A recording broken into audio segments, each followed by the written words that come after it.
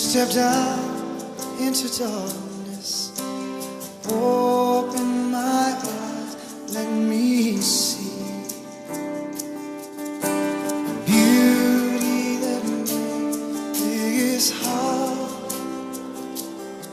and hope for life spring with thee. So here I am to worship, here I am to bow. Here I am to say that you're my God, you're all together. Boa noite, nos alegramos porque mais uma vez estamos juntos, nós aqui, vocês aí, para termos mais uma quarta com vida. O nosso objetivo, falarmos daquele que é a razão da nossa vida, aquele que é a própria vida, aquele que é o todo, o Cristo Jesus.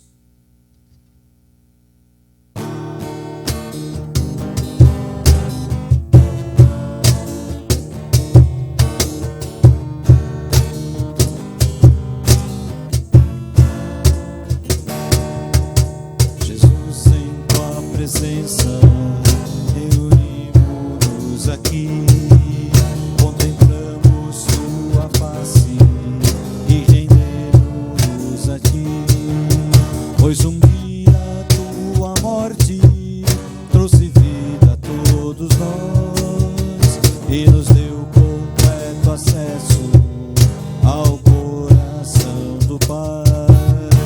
Jesus, em tua presença, reunimos-nos aqui, contemplamos sua face e rendemos a ti, pois um dia tua morte trouxe vida a todos nós e nos deu completo acesso ao coração do Pai. O véu que separava já não separa mais, a luz que outrora apagada agora brilha e cada dia brilha mais.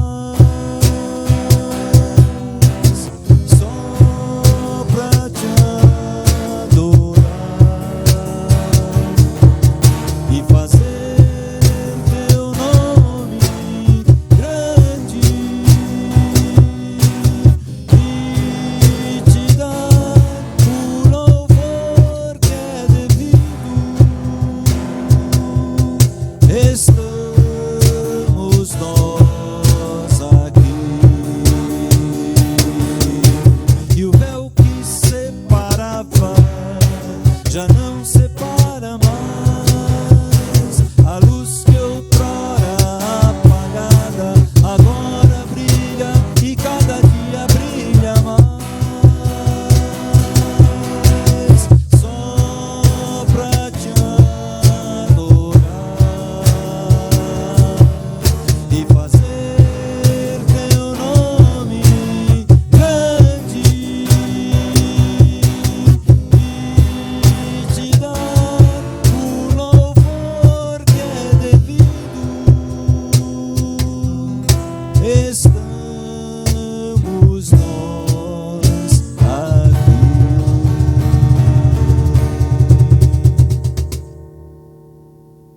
O cara estava depressivo, depressão.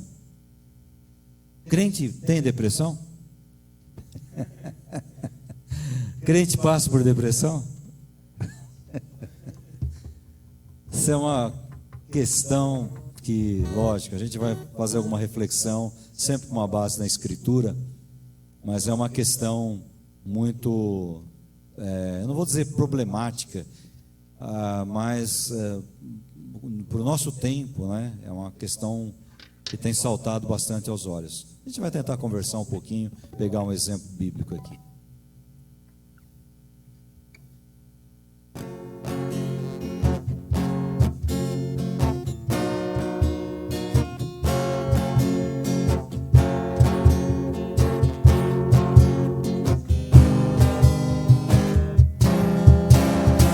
Desprezando toda dor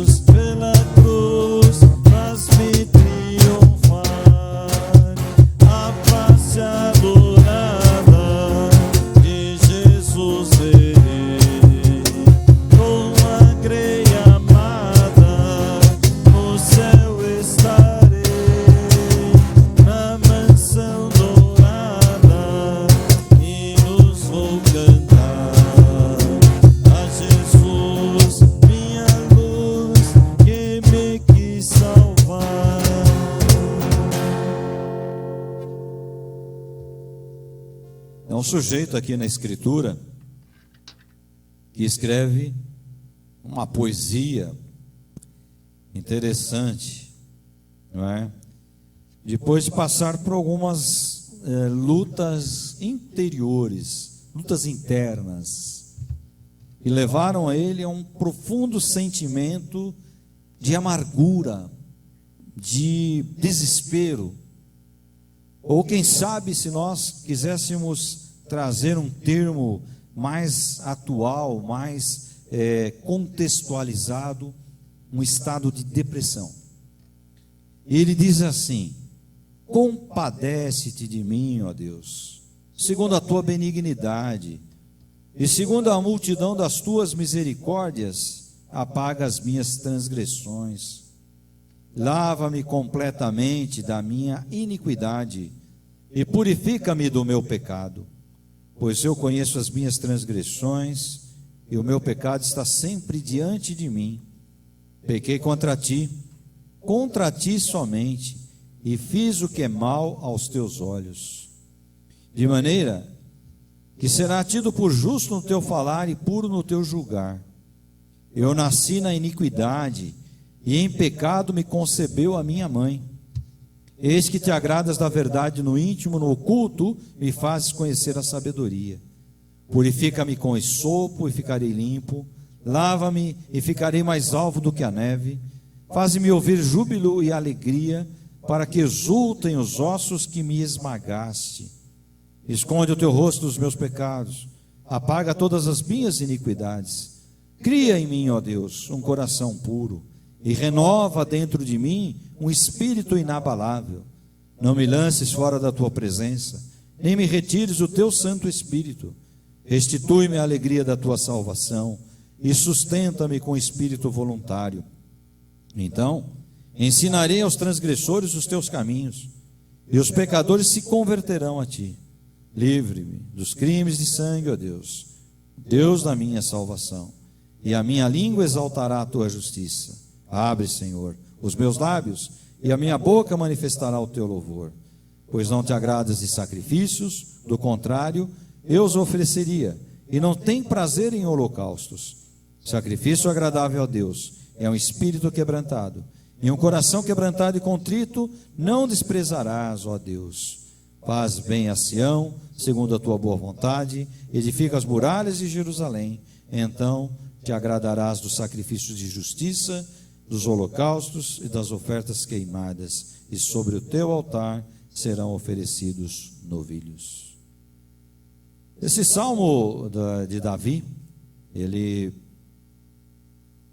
é considerado um salmo que foi registrado quando o profeta Natã adverte a ele a respeito do pecado que envolveu toda uma situação com uma mulher chamada Betseba, em que ele se namora dessa mulher, enxerga essa mulher se banhando, talvez não estivesse nua, mas uma mulher bonita, atraente, e ele, que ao invés de estar com os soldados dele no campo, estava lá à toa, no palácio, sei lá onde, caminhando nos seus quintais, sei lá onde, né, nas suas varandas, e tem o desejo de ter aquela mulher. Como ele era o rei, ele mandou trazer aquela mulher, e teve lá um pecado com essa mulher, e depois que a mulher engravida, e ele quis tirar do caminho o seu marido, criando uma situação toda complicada,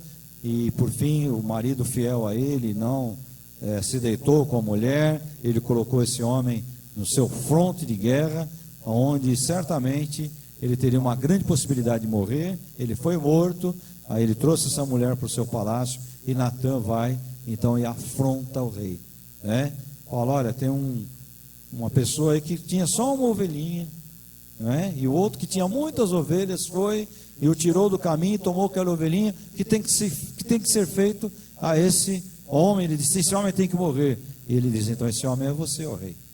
Você que tirou aquela mulher daquele homem, um homem fiel a ti, um homem dos seus melhores guerreiros, né? E você tirou ele do caminho, o sangue inocente foi derramado. Então Davi sente todo aquele peso. Depois esse filho nasce, esse filho vem a falecer, ele se veste de cinzas, ele se humilha, e aqui então ele entra no estado de amargura. Falou: o que é que eu fiz? O que é que eu fiz? Então algumas coisas aqui não tem remendo. O crente, desculpa usar uma expressão, eu acho que o quarta convida, a gente pode ficar um pouco mais à vontade. O crente é meio bobo. Ele acha que algumas coisas podem ser, você passa por cima. Mas uma situação como essa, não dá para você passar por cima. Porque um homem morreu. Um homem fiel ao rei morreu de forma assassina. O rei colocou lá no fronte para que ele fosse ferido e saísse do seu caminho para que ele pudesse completar o pecado que ele já havia iniciado com aquela mulher, né? Então, Deus perdoou. Deus perdoou, mas o fato fica. O fato fica. E o fato fica no coração, no caso aqui de Davi, e do coração de nós que fazemos coisas erradas. Deus perdoa. É óbvio que Deus perdoa, senão a palavra de Deus seria mentirosa. Mas fatos ficam. Cicatrizes ficam. Machucado sara, mas às vezes a cicatriz fica ali, né?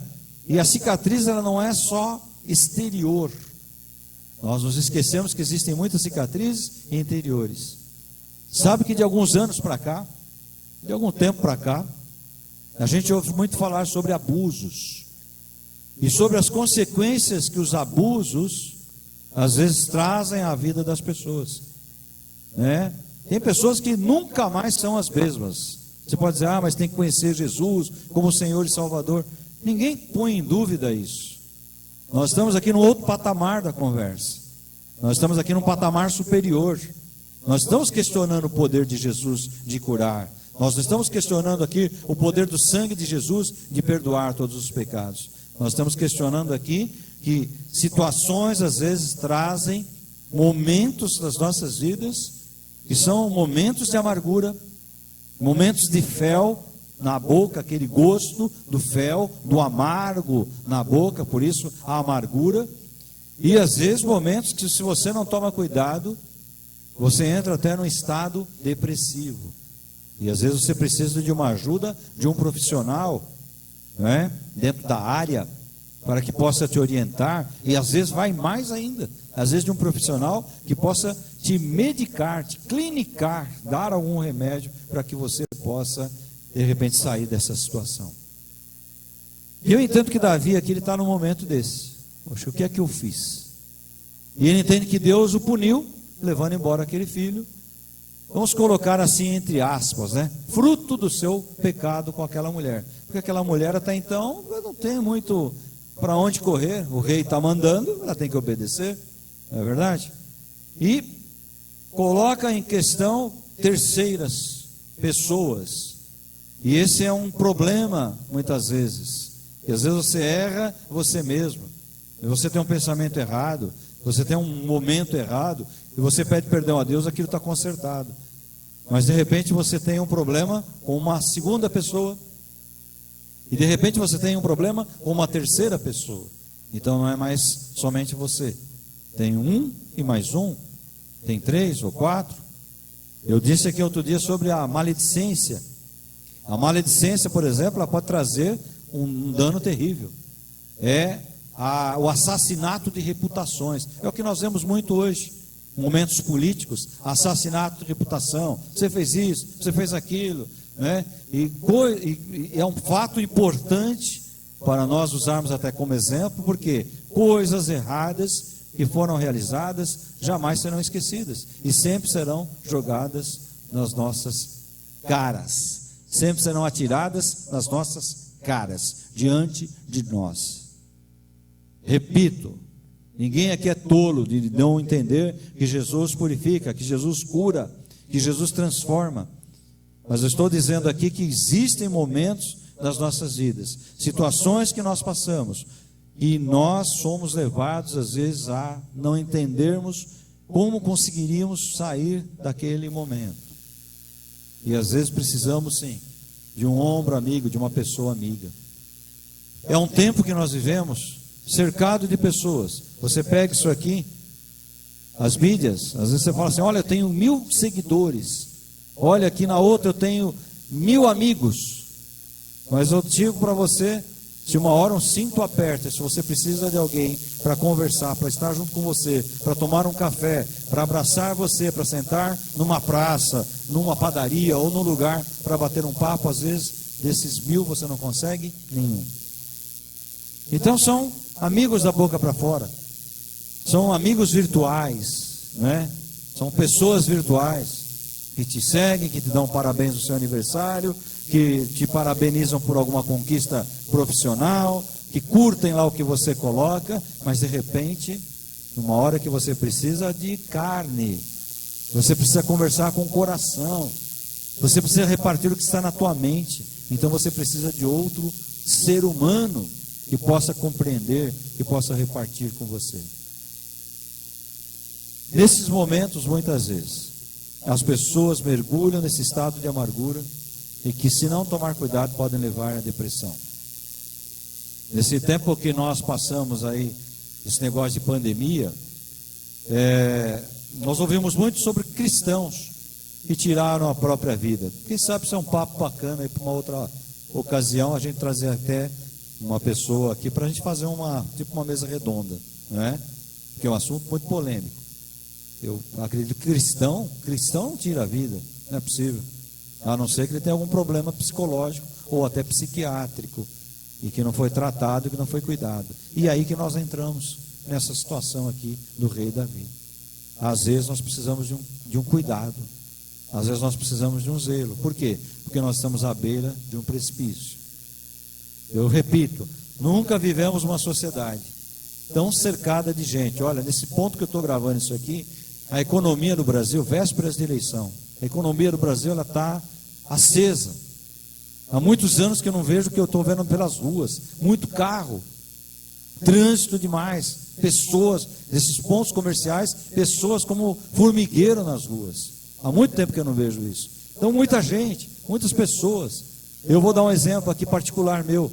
Eu gosto muito de ir à feira livre. Gosto, para mim é um momento ali que eu tenho um pouquinho de escape da vida. Eu gosto ali de olhar as frutas, tal, de comprar alguma coisa, e você vai fazendo amizade com a pessoa que toma conta lá da barraca das frutas, com a pessoa que toma conta ali da barraca dos legumes, e as pessoas vão sabendo um pouco da sua intimidade, você vai sabendo da intimidade das pessoas. Um dia desses uma pessoa comentou sobre uma enfermidade na família, eu pedi o nome, falei, eu vou orar, eu vou colocar diante de Deus, para que Deus faça o melhor, né? Ela falou, olha, o melhor era Deus levar, porque a pessoa está sofrendo, está no fim da vida. Eu falei, então vamos orar por isso. Na semana seguinte eu perguntei e realmente Deus recolheu aquela pessoa. Então você vai pegando afinidades. Mas eu digo assim, ao mesmo tempo que tem tantas pessoas aparentemente próximas, de repente você se vê solitário. Você olha para os lados, parece que não tem ninguém. Cadê as pessoas? Né? E nesse momento, às vezes, que a gente se apega muito à palavra do Senhor, para que Ele nos tire desse poço, desse lamaçal, não é verdade? E muitas vezes Ele vai usar pessoas. O pastor, o ministro evangélico, pelo menos eu vou dizer assim, na formação básica que nós aprendemos como ministros cristãos, ele é um conselheiro. E muitas vezes, e na maioria das vezes, ele não tem a resposta. Na maioria das vezes ele não tem a resposta. Mas ele tem o quê? O ombro amigo, a oração, buscar a Deus, estar ao lado. Muitas pessoas têm técnicas, muitas pessoas acham que é mágica. Vem cá que eu vou orar, vai resolver. Vem cá que nós vamos fazer uma corrente aqui, vai sair. E às vezes não é isso. Às vezes sentar, tomar um cafezinho, comer um pão com manteiga, chorar ali, deixar a pessoa chorar junto com a pessoa. Então são momentos às vezes que falta verdadeiramente um amigo. E se a pessoa não toma cuidado, ela entra num túnel sem saída.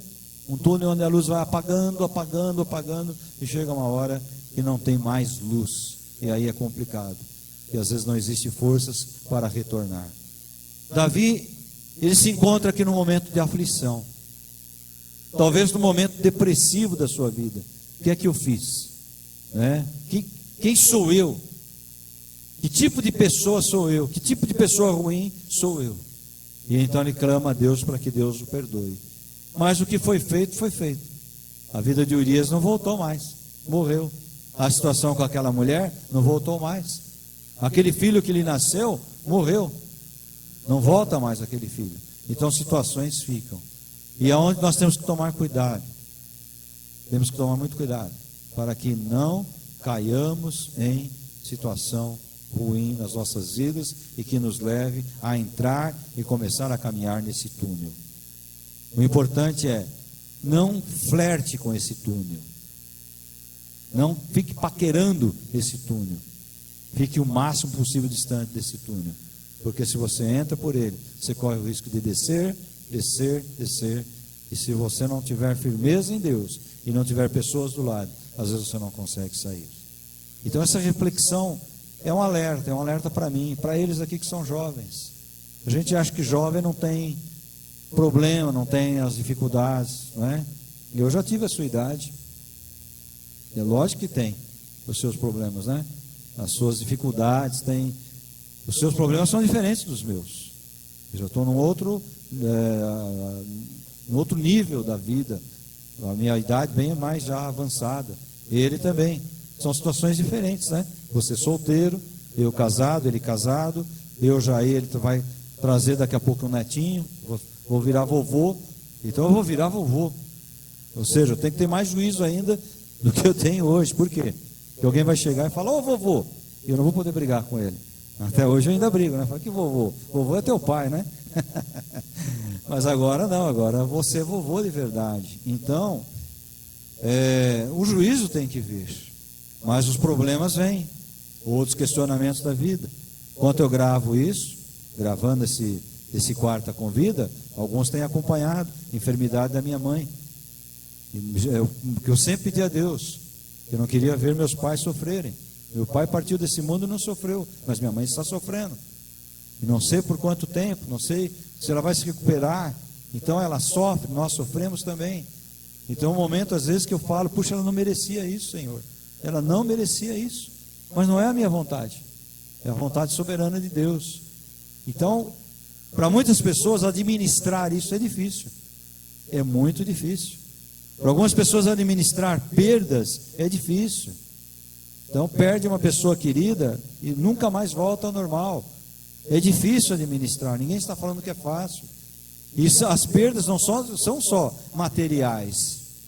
Às vezes você tem perdas de pessoas que estão junto com você, de repente te abandonam, te apunhalam pelas costas. E se você não tem um equilíbrio, às vezes isso também te leva a um momento terrível da sua vida. E alguns não resistem e entram por um campo da depressão, por um campo de uma amargura tão profunda, tão forte, que às vezes precisam de um tratamento. Alguns não aceitam o tratamento.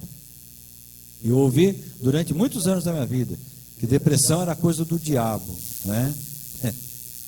São pessoas que não estudam as Escrituras, pessoas que não conhecem as Escrituras, pessoas que não sabem que esse corpo aqui, ele é composto de substâncias químicas.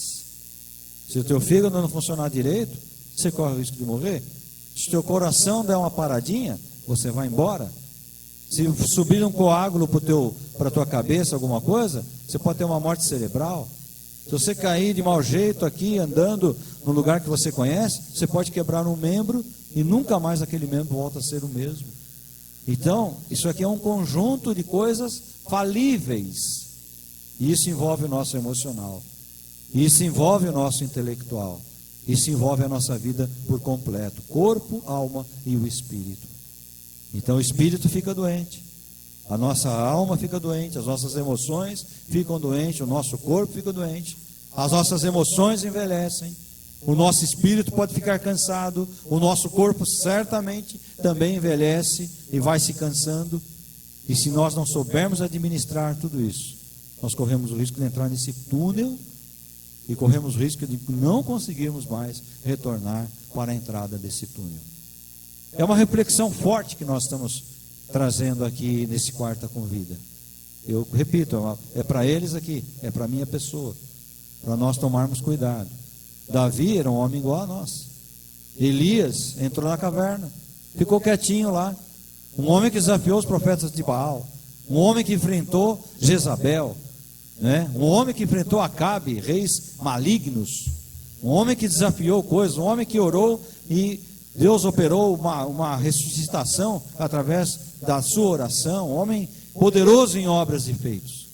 Mas Santiago vai dizer que ele era um homem sujeito às mesmas tentações, provações e deformidades que nós somos. Então, há de termos cuidado com as nossas vidas. Ele entrou numa caverna. Ele não queria mais sair daquela caverna. Até que Deus começou a falar com ele. Ele não teve uma ajuda.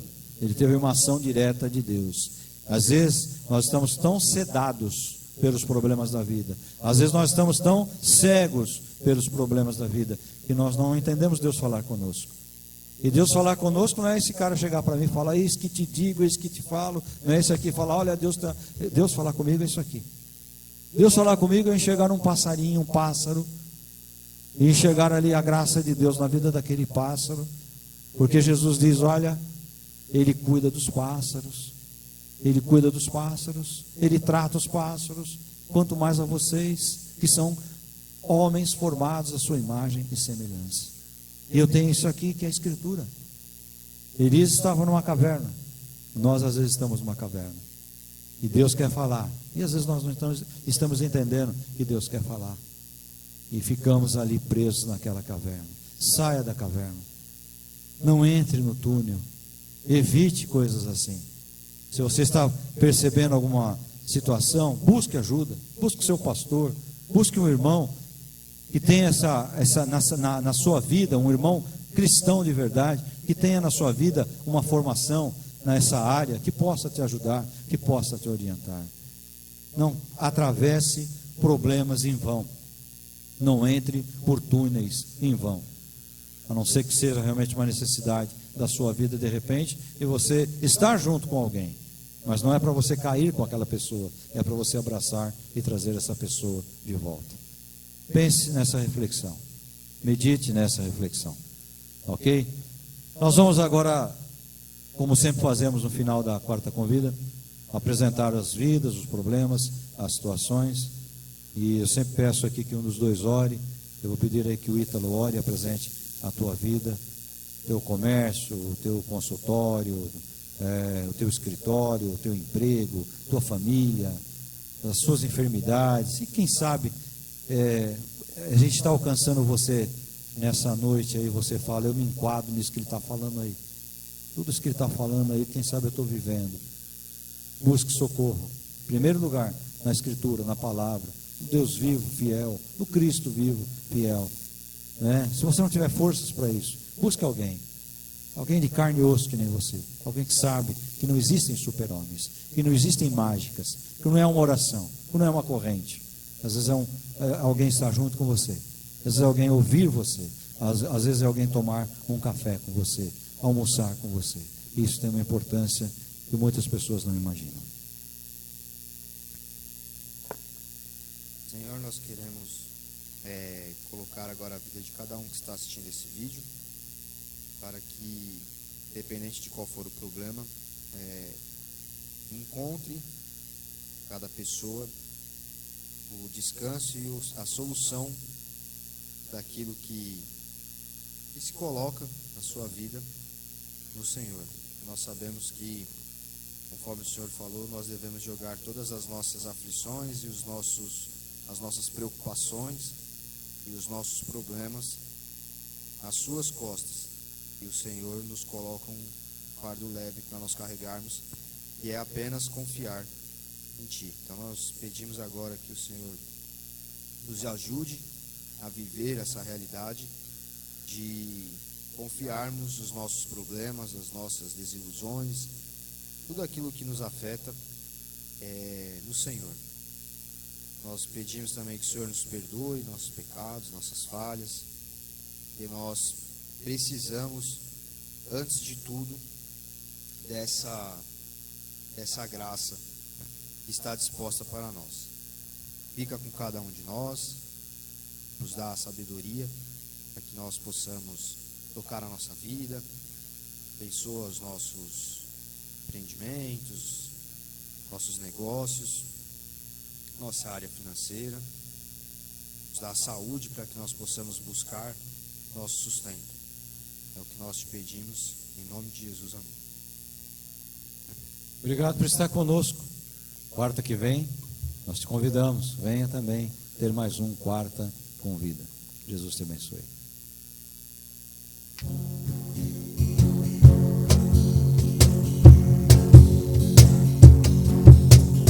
Quando estou a contemplar a montanha além, onde a luta governar, está Jesus também, que estende a sua mão sobre nós dali. Sei assim que por mim Cristo vela assim, a face adorada de Jesus verei, com a greia amada no céu estarei, na mansão dourada, e nos vou cantar a Jesus, minha luz, que me quis salvar. Sempre as ondas com sem luz, quase a perecer. Meu piloto é Jesus, pode me valer. O meu barco guia bem pelo bravo mar. Sim, Jesus me conduz, posso sossegar. A face adorada de Jesus verei, com a greia amada no céu estarei, a mansão dourada, e nos vou cantar a Jesus, minha luz, que me quis salvar.